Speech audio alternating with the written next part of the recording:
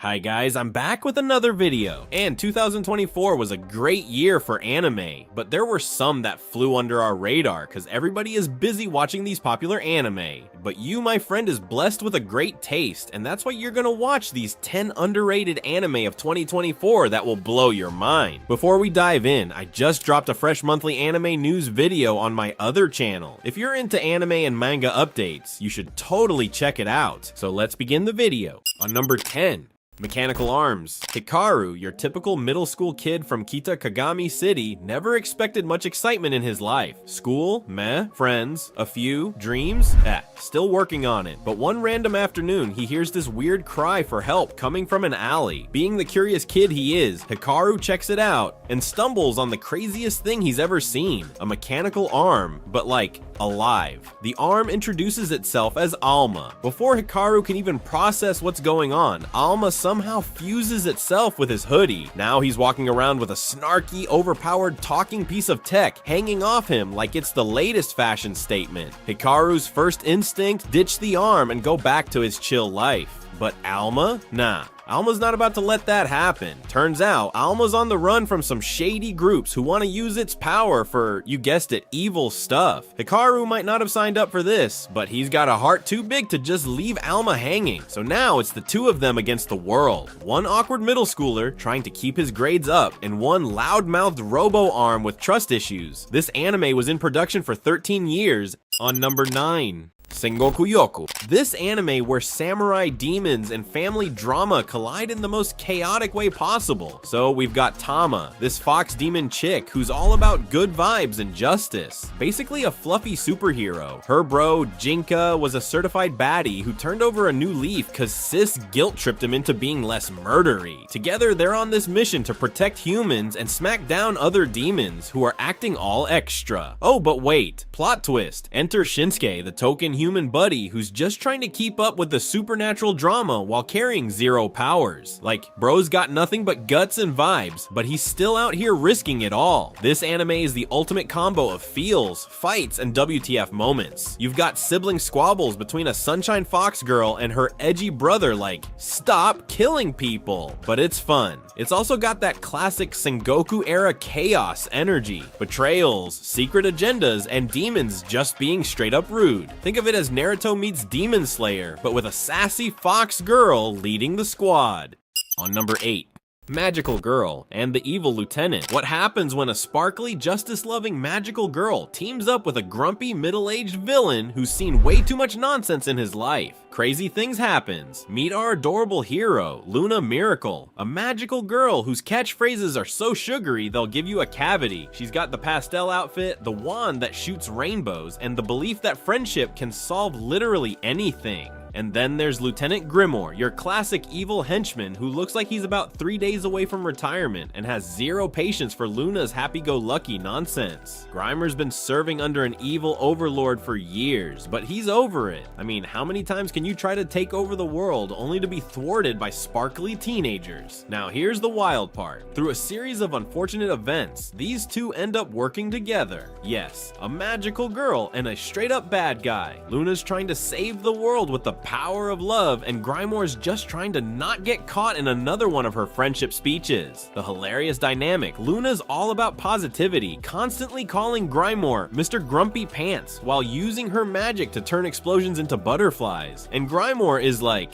please, just let me nap. But despite their ridiculous differences, they somehow managed to make it work. On number 7. Dead Demon's Destruction. It is like your typical slice of life anime, except, oh wait, there's a massive alien spaceship just chilling over Tokyo like it pays rent. The story follows Koyama Kadodi and Nakagawa Ontain, two high school BFFs who are just vibing, dealing with all the usual teen drama, homework, crushes, and, you know, the casual threat of an alien apocalypse. No biggie. Kadod's a low-key nerd who can't stop obsessing over alien conspiracy theories, while Ontan fans the ultimate troll who acts like the world ending is just another Tuesday. Meanwhile, the government's out here like, we got this, blowing stuff up every other day, but the spaceship unbothered, immovable. The aliens aren't even attacking, which makes it extra awkward. It's like they're just up there binge watching us screw things up. This anime is all about the contrast, hilarious teenage shenanigans mixed with the looming existential dread of,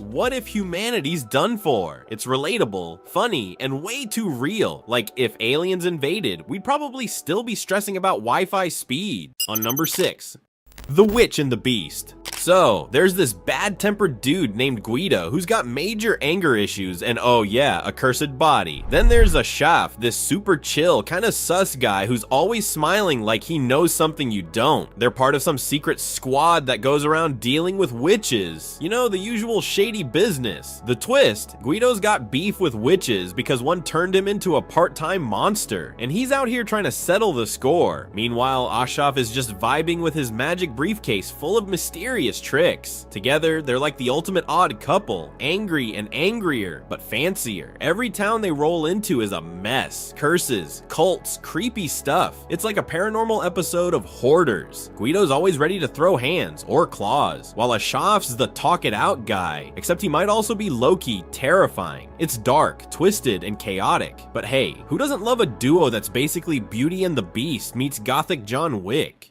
On number 5, Oblivion Battery. Meet Haruka Kiyomine, a baseball prodigy with raw talent that could probably take down a pro team single-handedly. But here's the catch. His pitcher, Kei Kaname, is just as legendary. Except for one tiny problem, he's got amnesia. That's right, the guy forgot his entire baseball career. You know, just casually forgot being one of the best players ever. No biggie. Now imagine this. You're trying to revive your superstar duo, but half of your team is like, who am I again? And what's this ball for? Yep, that's Kei for you, swinging for the fences of memory lane while Haruka is trying not to facepalm every 5 minutes. Every game is a mix of epic plays and hilarious moments where you can almost see Kei's brain short-circuiting mid-pitch. As the season goes on, this dynamic duo tries to climb their way back to the top, but between Kei's random memory gaps and Haruka's I can't believe this is happening attitude, things get wild. Opponents are confused, the coach is stressed, and somehow this team is still managing to crush it on the field. In short, Oblivion Battery is like your classic sports anime, but with an amnesia curveball. On number 4, Trillion Game. The Trillion Game is the story of two dudes trying to rake in $1 trillion.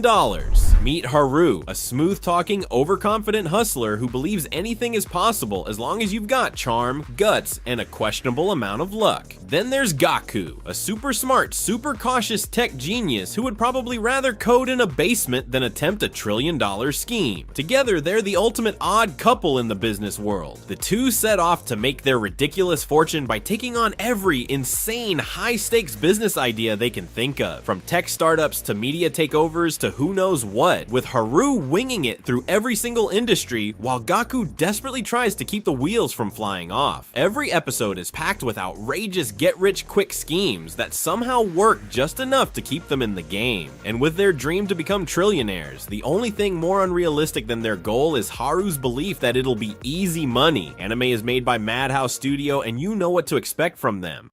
On number 3, The Fable. This anime is like if John Wick went on a mandatory chill pill vacation, but chaos still finds him because life's gotta be extra. So there's this dude called The Fable, aka the perfect assassin. Like, this guy can take you out with a paperclip while eating ramen, no sweat. But his boss is like, yo bro, you've been too savage lately, go lay low and act normal for once. And our guy, he takes that to heart. He's out here trying to live like a basic dude. No killing, no drama, just vibes. Except, drama loves him. From gangsters to shady business deals, trouble follows this guy like he's a magnet for bad decisions. But he's still gotta keep his promise not to kill anyone. Watching him take down bad guys non-lethally is like watching a chef chop onions blindfolded. It's messy, but it works. It's hilarious. Plus, the action is chef's kiss. Slick, fast, and with just enough ridiculousness to keep you grinning. Think of it as a how not to blend in guide, but with fight scenes so good, you'll be googling, can I be a ninja at 30 by the end. On number 2, Ishura. It is set in a world where humanity's greatest heroes have already taken down the ultimate boss, like the final boss. Imagine everyone came together, took one last group selfie with the big bad, and then he was gone. Yay. But now that the world's biggest threat has been obliterated, all these overpowered heroes are just standing around, twiddling their thumbs and wondering what to do next. So what's a bunch of overpowered, ultra-competitive legends to do? Start fighting each other, of course. With no big villain left to punch, they decide to brawl it out to see who's the strongest of them all. It's like if the Avengers finished saving the universe and immediately started a massive wrestling match for bragging rights. Each hero brings their own unique set of skills, magical powers, and a flair for drama. From warriors with muscles on their muscles to mages who could rewrite reality if they weren't so busy bickering. Everyone's got something to prove. On number 1. Yatagarasu. In the kingdom of Yamauchi, people have the ability to transform into three-legged crows known as Yatagarasu. While the men plot over daily governance, women compete for the hand of Wakamiya, the crown prince who was selected as the Kinu, the servant to the mountain god. 4 young women arrive at the court to join the competition, including one named Asebi. While the kind and innocent Asebi sticks out like a sore thumb compared to the other women, the crown prince has to fight for his place in the clan. Despite being born both to a concubine and as a second son, the royal priest still chose his older brother. This decision created a rift between the siblings while enraging Wakamiya's stepmother in the process. When Yukiya, one of the teenage sons of the village chief, is sent to the palace to become Wakamiya's new attendant, the prince is not pleased in the slightest. Anime is amazing. If you liked Apothecary Diaries, then you should definitely check it out. That's the end of this video, and if you enjoyed, hit that subscribe button. Also tell me which anime you're going to be watching tonight. I'll see you in the next one.